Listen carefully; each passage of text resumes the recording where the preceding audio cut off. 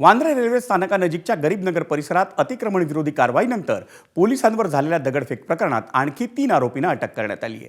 या तिन्ही आरोपींना आज वांद्रे न्यायालयानं येत्या 26 मे पर्यंत पोलीस कोठडी सुनावली आहे। या प्रकरणात तातडीनं अटक करण्यात आलेल्या 16 आरोपींना काल 5 दिवसांची पोलीस कोठडी सुनावण्यात आली होती। त्यामुळे या प्रकरणात आत्तापर्यंत 19 आरोपींना मुंबई पोलिसांनी अटक केली आहे।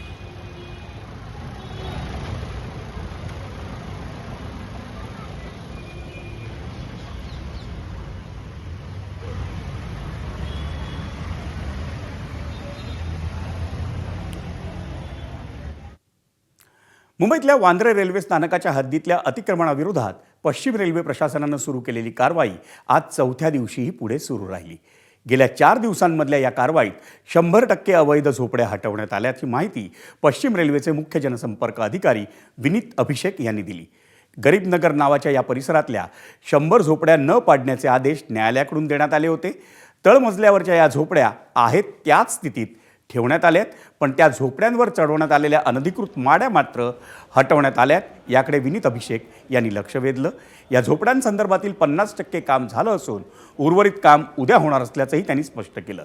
दरम्यान गेल्या 2 दिवसात वांद्रे रेल्वे स्थानकानजीकच्या गरीबनगरमधून तब्बल 200 मेट्रिक टन मातीचा आणि तोडफोडीचा ढिगारा हा हटवण्यात आला।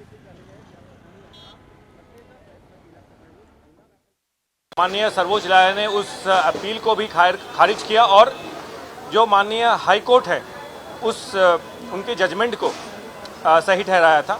फिर से एक अटेम्प्ट लिया गया, एक स्पेशल लीव पिटिशन की गई थी, जिसको फिर से सर्वोच्च न्यायालय ने खारिज किया और उसका सीधा संदेश ये मिलता है कि जिस प्रकार की हम कार्रवाई कर रहे हैं वो बिल्कुल सही है। इससे हमें और बल मिला और इसका नतीजा आप सब देख सकते हैं। एबीपी माझा, उघडा डोळे बघा नीट।